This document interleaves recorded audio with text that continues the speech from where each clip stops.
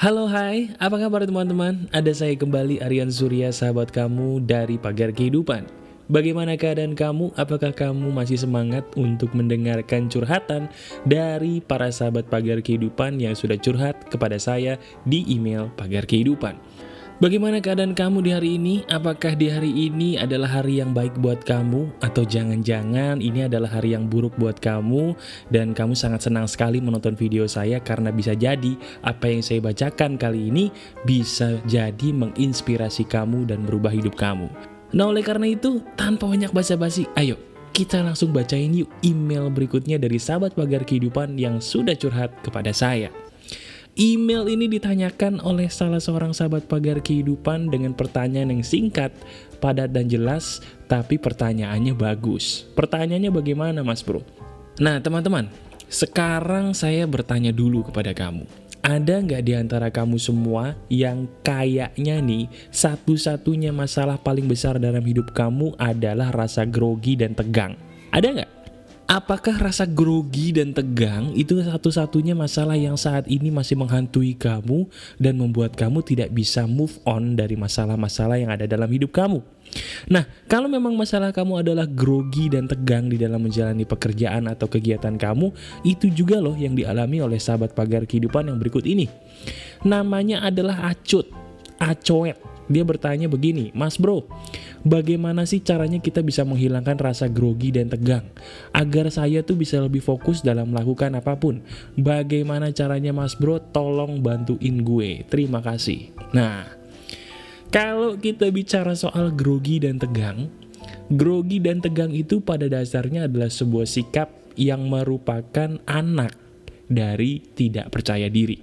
Sekali lagi, grogi ataupun tegang itu sebenarnya adalah sifat yang merupakan turunan atau anak dari sikap tidak percaya diri.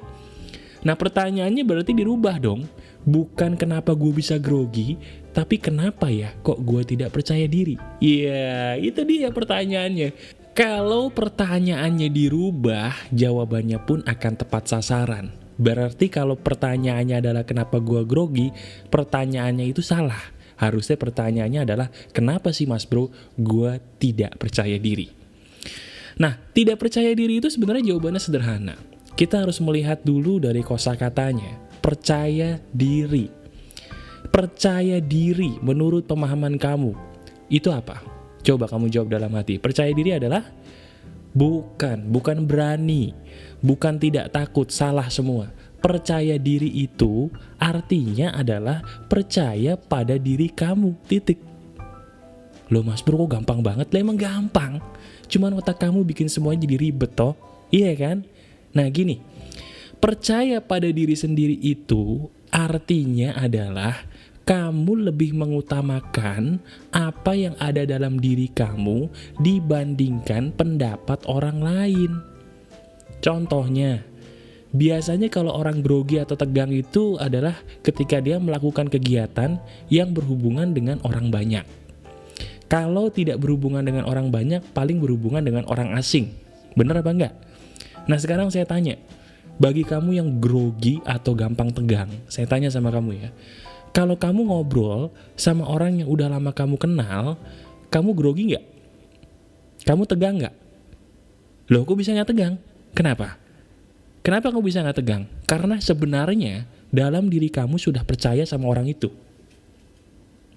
Udah mulai kebaca ya? Lu tidak tegang, tidak grogi ketika ngobrol dengan orang yang sudah lama kamu kenal, itu penyebabnya karena kamu sudah percaya kepada orang itu, bahwa orang itu adalah orang yang memberikan aman bagi kamu. Kata aman digaris bawahi. Nah sekarang, kalau kamu grogi, tadi saya bilang itu kan karena kamu berhubungan dengan orang baru atau orang banyak. Orang baru dan orang banyak ini adalah orang yang belum bisa memberikan kamu perasaan aman. Betul apa enggak? Karena mereka tidak bisa memberikan perasaan aman, muncullah rasa grogi dan rasa tegang. Nah, cara ngobatinya gimana Mas Bro? Sekarang mindset kamu dirubah. Dari yang tadinya kamu menggantungkan keamanan pada orang lain, sekarang kamu ganti mindset atau pola pikirnya menjadi gua aman kalau gue percaya kepada diri gue sendiri. Nah sekarang, kamu yang tegang dan grogian, kamu ikuti perkataan saya. Kamu taruh tangan kamu di dada. Taruh tangan kamu di dada, kemudian kamu katakan perkataan begini. Saya akan memberikan perasaan aman kepada diri saya sendiri ketika saya meyakini bahwa saya yang harus pertama kali didengarkan. Dah selesai. Intinya, kalau kamu ingin menghilangkan grogi dan rasa tidak pedean, kamu harus meyakini bahwa nomor satu, dengerin dulu apa yang kamu yakini itu harus didengarkan. Pusing ya? Gini loh, gini. Sekarang kamu kalau ngaca, kamu kan selalu ngerasa diri kamu tuh ganteng atau cantik. Nggak peduli kamu hitam, putih, gendut, kurus, langsing, sedang, atau bagaimana bentuk wajah badan kamu gitu ya. Kalau orang ngaca, biasanya ada kecenderungan dia akan merasa, gila nih gue ganteng banget, asli. Ganteng sih, gue mirip Pete Brad, bukan Brad Pitt, Pete Brad, kebalik. Nggak apa-apa lah, mirip-mirip dikit ya, Pete Brad bukan Brad Pitt. Gila, gue ganteng banget mirip Pete Brad. Cie, beda tipis sama Brad Pitt, kebalik doang, dikit namanya. Iya kan? Atau ih gila gue kalau ngaca cantik banget, mirip siapa? Mirip Jolie Angelina. Bukan Angelina Jolie tapi Jolie Angelina, kebalik gitu. Nggak apa-apa, beda tipis, cuman kebolak-balik namanya doang, ya kan? Nah, ketika kamu sudah merasa percaya diri, semua ketegangan itu akan hilang. Nah, percaya diri itu intinya gampangnya kamu cuekin pendapat orang lain, titik. Aduh mas bro, gue gak bisa cuekin pendapat orang lain, latihan. Sekarang kalau kamu jadi orang yang terlalu mementingkan perkataan orang lain, lu gak akan bisa pede. Kalau lu gak pede, tegang sama groginya gak hilang-hilang, percaya deh. Bener gak apa kata saya? Selama ini kamu jadi grogi dan tegang karena di otak kamu mikirin, aduh nanti kalau gue ditolak gimana nih sama nih cewek nih. Aduh nanti kalau gue tiba-tiba dilemparin telur gimana nih sama nih orang-orang nih. Aduh nanti kalau proposal gue ditolak gimana nih. Iya kan, kayaknya takut gitu. Semua pendapat orang lain kayaknya penting buat kamu. Padahal sebenarnya mereka mau berpendapat apapun, kamu gak akan mati kan. Gak akan tiba-tiba kamu divonis umurnya tinggal 6 jam lagi terus mati kan. Enggak kan. Nah terus kenapa kamu takut? Kamu takut karena kamu tidak meyakini bahwa diri kamu berharga. Itu aja. Itu memang salah dari, mohon maaf, orang tua kamu. Orang tua itu perannya penting loh. Ketika anak itu tidak pede, itu berarti orang tua kurang bisa dulunya memberikan perasaan berharga kepada si anak. Nah sekarang kan kamu udah dewasa nih, nggak mungkin dong kamu mengatakan nih papa mama nih yang salah nih, kata pagar kehidupan nih. Wes, durhaka dong kamu, ya kan? Daripada kamu nyalahin orang tua, kamu bilang sama diri kamu sendiri, gue berharga dan gue layak untuk mendapatkan penghargaan. Caranya gimana mas bro? Cuek. Belajar cuek. Setelah kamu melakukan teknik yang saya katakan tadi di depan sambil megang dada, mulai sekarang kamu belajar untuk menjadi orang cuek. Tapi nggak bisa mas bro, latihan. Cuek itu maksudnya gini loh. Mulai sekarang kamu presentasi aja. Gak usah mikirin perkataan orang, masa bodoh emang gue pikirin. Iya kan? Kamu mau kenalan sama cewek, belajar cuek aja. Masa bodoh, mau gue dilemparin telur kayak mau gue diledekin, masa bodoh. Kamu mau apa lagi? Mau ketemu calon mertua, cuek aja. Cuek, belajar cuek. Kalau hasilnya jelek gimana mas bro? Kalau hasilnya jelek pun kan lu gak mati. Nah rahasianya, orang pede itu intinya cuman orang cuek kok. Orang pede itu bukan orang yang tiba-tiba punya bakat pede, enggak. Orang pede itu jujur sebenarnya mereka juga minderan. Cuman mereka terbiasa cuek. Jadilah pede. Nah sekarang tugas kamu, ayo. Jadi orang pede dengan belajar cuek. Cuek itu bukan berarti kamu tidak peduli sama orang lain dalam hal berbagi ya. Cuek yang saya maksud, jangan dengerin omongan orang lain. Katakan, masa bodoh teing. Gitu. Oke? Oke ya? Praktekin. Nah pertanyaan berikutnya juga gak kalah serunya, gak kalah bagusnya. Kali ini pertanyaan ini ditanyakan oleh seseorang yang bernama Ahmad Rivaldi. Pertanyaannya bagus nih. Assalamualaikum. Waalaikumsalam. Mas, saya pengen curhat nih. Gimana sih caranya menyatukan akal dan hati? Yang katanya nih, kalau akal dan disatukan dengan hati akan membuat sesuatu hal yang tidak mungkin menjadi mungkin. Bener gak sih kalau kita menyatukan akal dan hati, semua hal yang tidak mungkin menjadi mungkin? Tolong dong bantuannya, sekian dan terima kasih. Wih, pertanyaannya keren nih teman-teman. Gimana sih caranya kita bisa menyatukan akal dan hati? Nah, sebelum saya menjawab itu, saya tanya dulu kepada kamu. Kamu tahu gak sih akal itu apa? Coba, akal adalah logika. Bukan, akal itu bukan logika. Akal dan logika adalah dua hal yang sebenarnya sangat berbeda. Akal itu kalau dijelaskan dengan bahasa ribet bisa. Tapi saya akan menjelaskannya dengan perumpamaan atau bahasa yang gampang supaya kamu mengerti. Akal itu adalah satelit kewarasan. Coba katakan bersama saya. Akal adalah satelit kewarasan. Loh mas bro, kok dibilang satelit kewarasan tuh kenapa? Gini. Menurut kamu, apa sih perbedaan antara hewan dan manusia? Ya jelas beda mas bro, bentuknya aja beda. Bukan bentuknya maksud saya. Perilaku hewan sama manusia ada bedanya nggak? Harusnya ada. Nah yang membuat perilaku manusia dan hewan itu bisa berbeda apa? Betul, manusia itu memiliki akal, sementara hewan, sesempurna apapun mereka tidak diberikan akal oleh Yang Maha Kuasa. Nah akal ini yang bisa membuat perilaku manusia seharusnya lebih beradab dan sangat berbeda daripada hewan. Kalau hewan, mohon maaf, biasanya mereka tidak malu-malu melakukan proses seksual di tengah jalan. Rame-rame pula, kalau kucing kawin kamu lihat deh, ya kan? Udah di jalan rame-rame lagi. Tapi kalau manusia melakukan kayak gitu, malu. Kalau akalnya sehat, malu. Walaupun kita harus mengakui, banyak juga ya zaman sekarang orang yang akalnya udah tumpul, yang perilakunya sudah mulai mendekati hewan. Banyak. Tapi kalau manusia akalnya masih sehat, dia tahu bahwa nggak boleh dong kita melakukan hal itu terlarang. Nah, akal itu yang berperan untuk membuat manusia menjadi waras. Bahkan, kalau kamu adalah seorang muslim sama seperti saya dan suka membaca makna terjemahan dari Quran, berkali-kali loh Yang Maha Kuasa menyebutkan di dalam Quran bahwa sebenarnya sudah jelas petunjuk-petunjuk yang diberikan oleh Yang Maha Kuasa yang kalau kita manusia mau menggunakan akal, kita meyakini bahwa Tuhan itu ada dan Tuhan itu esa. Coba deh, kamu sekarang kalau yang muslim buka Quran terjemahannya, berapa kali Quran itu menantang kita untuk menggunakan akal supaya kita bisa mengetahui bahwa Yang Maha Kuasa itu ada dan Yang Maha Kuasa itu esa. Iya kan?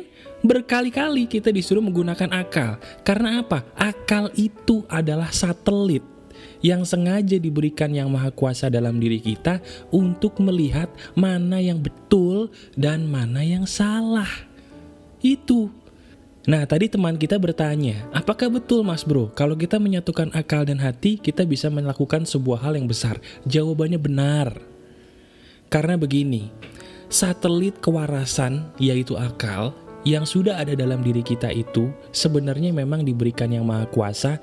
Kalau kita bisa gunakan dengan baik, itu bisa membuat kita mendapatkan pencerahan luar biasa. Nah, pencerahan yang luar biasa ini bisa tercapai kalau hati kita bersih. Jadi memang akal dan hati itu saling berkaitan. Ibarat kata, akal dan hati itu seperti sebuah jantung dan darah. Fungsi jantung kan mengalirkan darah ke seluruh tubuh. Nah, sama. Fungsinya hati adalah memperbaiki akal. Jadi kalau akal kita mau bagus, hatinya dulu dibersihin. Jangan maksiat mulu. Orang yang maksiat mulu hatinya kotor, akalnya pun jadi tumpul. Maka dari itu kalau kamu lihat, orang yang perilakunya mendekati hewan, orang-orang yang perilakunya mendekati hewan itu pasti adalah, mohon maaf ya, ahli maksiat. Itu udah fakta, coba kamu lihat deh. Nah, udah mulai jelas ya.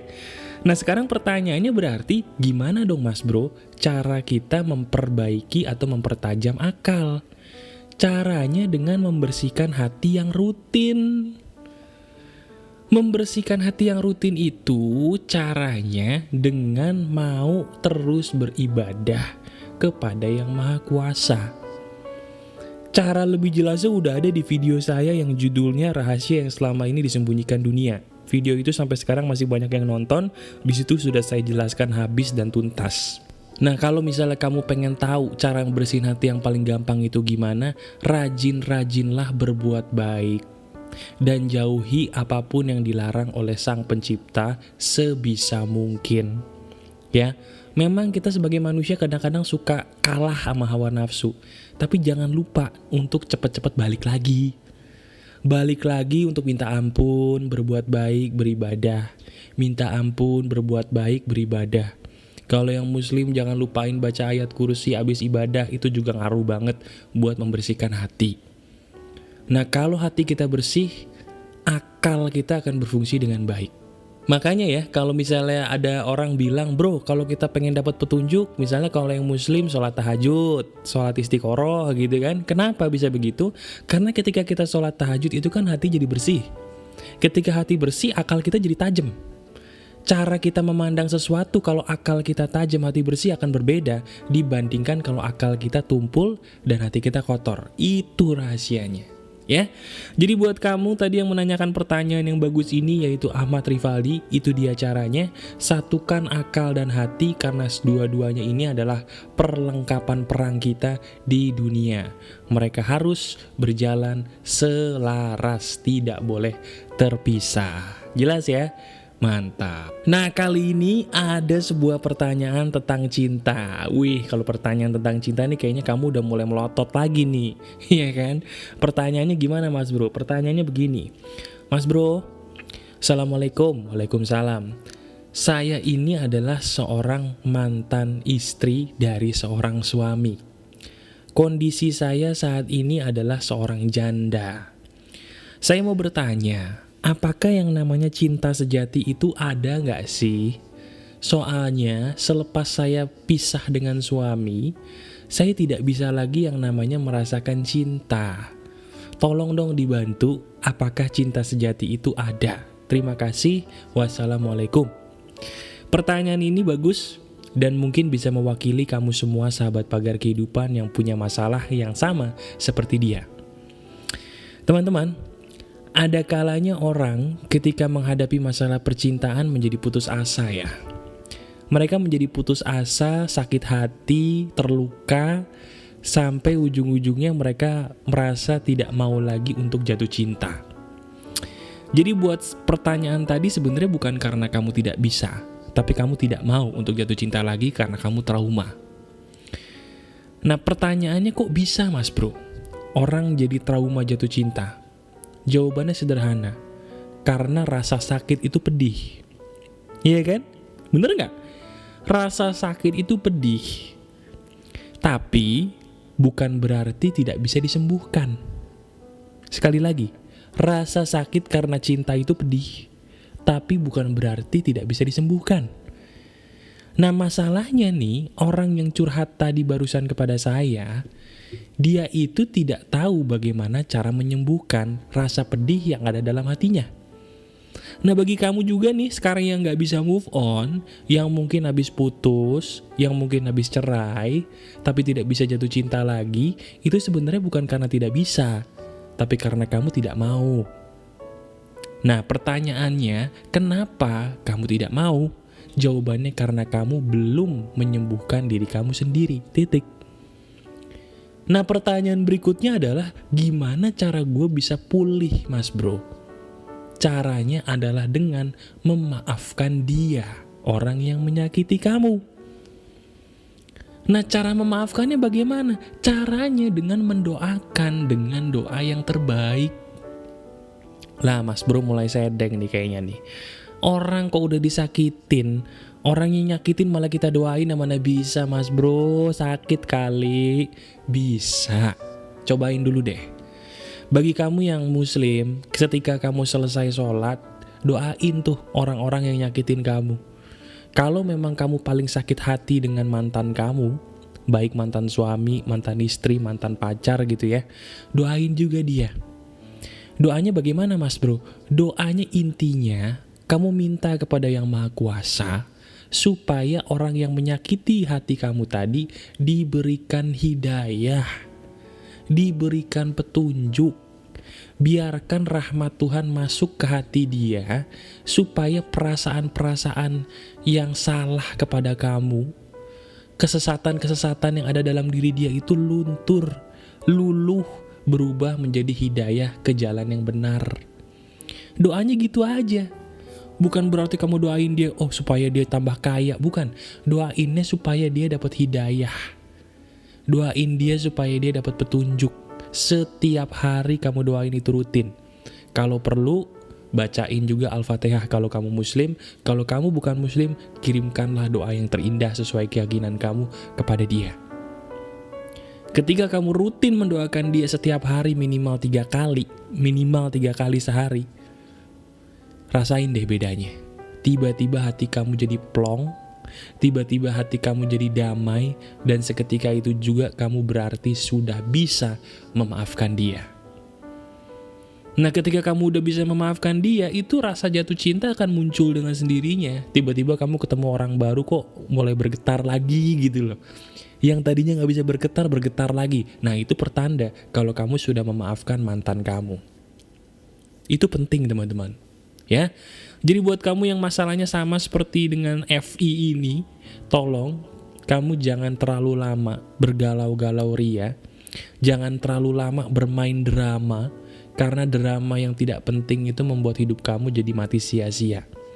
Daripada kamu bermain drama, ayo dong, mulai saat ini maafin dia dengan banyak berdoa kepada Tuhan untuk memberikan dia petunjuk dan hidayah. Oke? Coba dilakukan, pasti sembuh. Nah, pertanyaan berikutnya juga bagus nih, masih berhubungan dengan cinta, tapi pertanyaan ini unik. Nah, ini keren banget nih, ini keren banget emailnya dan bisa jadi ini menginspirasi kamu banget. Pertanyaannya begini nih, pertanyaan ini ditanyakan oleh orang yang sekali lagi tidak mau disebutkan namanya, dia memakai inisial KB. Keluarga berencana kali. Inisial KB, dia pertanyaannya begini. Assalamualaikum Mas Aryan, salam kenal. Waalaikumsalam. Sebelumnya terima kasih atas motivasi-motivasinya yang membuat saya semakin hari semakin bersemangat dan berubah dalam menjalani hidup saya.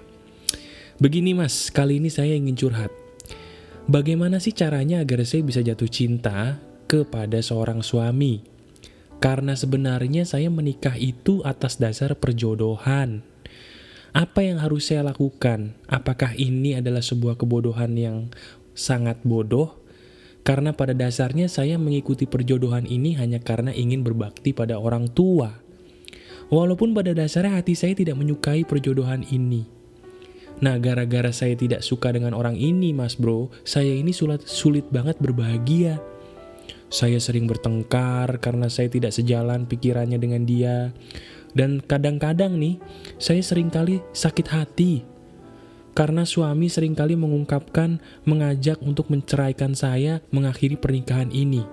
Walaupun masih sekedar ucapan, tapi itu menyakiti saya. Nah pertanyaannya, apakah di mata agama, saya ini sudah cerai secara sah walaupun suami saya belum melakukan talak? Terus saya harus bagaimana menghadapi perjodohan ini yang mana sangat menyiksa saya? Terima kasih atas jawabannya. Wassalamualaikum. Oke, waalaikumsalam. Jadi sebenarnya kisah ini menarik nih teman-teman. Ada seseorang yang dia menikah karena dijodohi oleh orang tuanya. Atas dasar bakti kepada orang tua, akhirnya dia mengikuti perkataan orang tua. Sampai akhirnya pernikahannya pun mohon maaf ya, jadi amburadul. Nah bagaimana cara mengatasinya? Begini, kalau kamu adalah sahabat pagar kehidupan, kamu tahu ya, saya seringkali mengatakan bahwa suara hati itu nomor 1. Kalau kamu dengarkan pembacaan email saya tadi nih, dia sudah mengatakan sebenarnya dari dulu dia hatinya sudah tidak setuju untuk menikah dengan lelaki ini. Tapi karena dia ingin berbakti pada orang tua, akhirnya dia melawan suara hatinya, akhirnya pernikahannya pun mohon maaf di ujung tanduk. Kesalahan pertama adalah kamu salah menafsirkan berbakti kepada orang tua. Berbakti kepada orang tua itu bukan berarti menggugurkan suara hati kamu. Pada dasarnya berbakti kepada orang tua itu adalah kamu bisa memberikan kebahagiaan kepada diri kamu sendiri terlebih dahulu. Contoh, misalnya nih, saya juga dulu sebelum saya memulai bisnis saya di bidang motivasi dan juga online, dulu orang tua saya pengen saya menjadi seseorang yang bekerja kantoran. Kalau saya memakai mindset seorang yang curhat di email ini, kalau saya tafsirannya sesalah orang yang curhat di email ini, saya mungkin tidak akan memulai bisnis. Dan bisa jadi saya tidak akan membuat pagar kehidupan. Ujung-ujungnya saya jadi pekerja kantoran dan saya pun menderita. Karena saya mengalahkan suara hati saya demi berbakti kepada orang tua. Tapi karena saya tahu, saya paham betul bahwa yang diinginkan orang tua itu adalah kebahagiaan saya sebagai seorang anak. Jadi saya mengikuti suara hati secara total. Ketika saya bahagia, saya maju, saya baktikan kebahagiaan saya bagi rezeki saya kepada orang tua. Akhirnya mereka pun bahagia karena melihat saya bahagia dan maju. Jadi intinya, kalau kamu ingin berbakti kepada orang tua, bukan berarti kamu harus menggugurkan suara hati. Tapi justru yang kamu harus lakukan, bahagiakan diri kamu dulu. Karena pada dasarnya orang tua itu lebih menginginkan kamu untuk bahagia. Itu sebenarnya. Nah, terus bagaimana Mas Bro? Saya ingin meluruskan dulu nih, ada sebuah kesalahpahaman tentang perjodohan ya. Saya sempat ngobrol sama orang tentang perjodohan. Saya bilang begini, bro, yang namanya perjodohan itu salah. Saya bilang sama teman saya begitu. Terus teman saya bilang begini, enggak juga dong. Kenapa? Karena menurut pepatah Jawa, lama-lama cinta itu bisa bersemi. Walaupun awalnya tidak cinta, lama-lama cinta bisa bersemi. Kalau kata pepatah Jawa, Mas Bro, cinta itu bisa datang karena terbiasa. Pertanyaan saya, apakah itu benar? Jawabannya tidak sepenuhnya benar. Loh, kok bisa begitu? Begini, kalau cinta itu bisa datang karena terbiasa, harusnya orang yang dicurhat di email ini akan merasa bahagia dong. Tapi faktanya, dia sudah menikah dan sudah cukup lama, tapi kok malah bukannya bahagia, malah sedih. Nah, jawaban yang benar, cinta itu bisa datang karena terbiasa kalau lu berdua pada dasarnya cocok, titik. Kalau kalian berdua pada dasarnya nggak cocok, mau lama selama apapun juga lu nggak akan cinta sama dia, percaya deh. Nah, ini yang terjadi pada orang yang curhat di email saya berikut ini. Pertama, dia sudah salah tafsir tentang berbakti kepada orang tua. Dia mengalahkan suara hati dia sendiri. Yang ketiga, dia juga salah tafsir yang namanya mengenai perjodohan. Perjodohan itu sah-sah saja kalau memang kamu berdua sudah mengalami masa penjajakan dulu untuk melihat cocok nggak nih gua sama dia. Kalau udah cocok, tanya hati kamu sendiri, hati gua srek nggak nih sama dia. Kalau dua-duanya udah oke, baru boleh lanjut. Tapi kalau enggak, jangan. Kamu katakan kepada orang tua kamu, sebenarnya papa mama ingin aku bahagia enggak? Ingin saya bahagia enggak? Kalau papa mama ingin saya bahagia, saya tidak mau dengan lelaki itu. Saya tidak mau dengan perempuan itu. Titik. Ya. Jadi kalau kamu sekarang ada yang mau dijodohin juga sama seperti orang yang curhat di email ini, katakan itu. Kalau mereka orang tua baik, mereka pun pasti akan berpikir ulang untuk memaksakan jodohnya kepada kamu. Karena pada dasarnya, orang tua yang baik akan selalu menginginkan kebahagiaan bagi anaknya. Itu yang utama. Jadi buat kamu semua, tolong dengarkan hati sebagai tolak ukur kamu di dalam mengambil keputusan. Hati nomor 1, titik. Tidak bisa ditoleransi, tidak bisa dikomain, tidak bisa. Oke? Sebenarnya dari masalah-masalah yang sudah dicurhatkan oleh sahabat pagar kehidupan tadi, kita sepertinya sudah bisa mengambil hikmah ya. Hikmah dari curhat yang kita sudah bacakan beberapa tadi itu sebenarnya intinya begini. Kebanyakan manusia masih susah membedakan antara fungsi dari hati dan juga akal. Kebanyakan manusia juga susah membedakan antara lebih mementingkan mana, orang lain atau suara hati. Dan kebanyakan di antara kamu juga mungkin sama. kamu tidak sadar dan tidak menyadari dengan betul bahwa memang bisa jadi loh, kegagalan, kebuntuan, masalah dalam hidup kamu yang terjadi saat ini adalah akibat dari kamu selalu tidak mendengarkan suara hati. Dan kamu sadar gak sih teman-teman, bahwa kebuntuan dalam hidup itu bermula ketika kamu mulai mengacuhkan suara hati? Nah, oleh karena itu, ayo, sambil kamu berbenah diri, mulai detik ini jangan lagi abaikan suara hati, dengarkan hati kamu dalam mengambil keputusan dalam bidang apapun. Karena pada dasarnya, hati selalu benar dan dia yang akan menuntun kamu kepada jalan yang terbaik.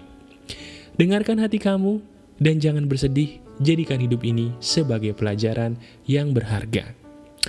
Masih ada saya Aryan Surya, sahabat kamu dari Pagar Kehidupan. Kita jumpa lagi di video berikutnya. Tetap keep spirit, keep sharing, and keep loving. Bye-bye.